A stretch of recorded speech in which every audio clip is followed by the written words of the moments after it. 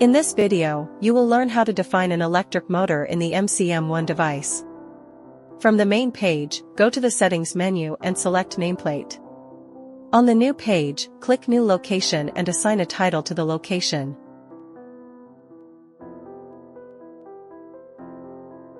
Then, by selecting the defined location, you can add a new motor. Once the motor is created and selected, you can enter its details.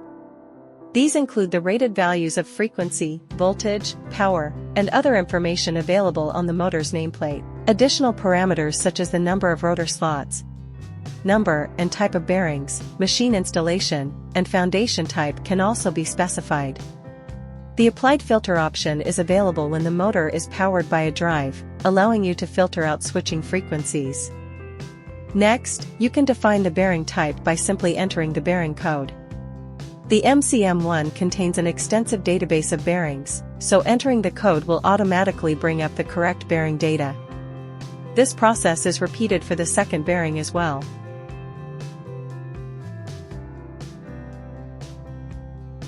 In the load data section, you can specify the type of load, for example, blade, belt, or gear.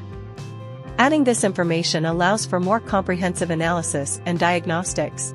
The threshold data section lets you adjust the vibration alarm limits for acceleration, velocity, and displacement according to the motor under test, or you may keep the default values provided in the standards.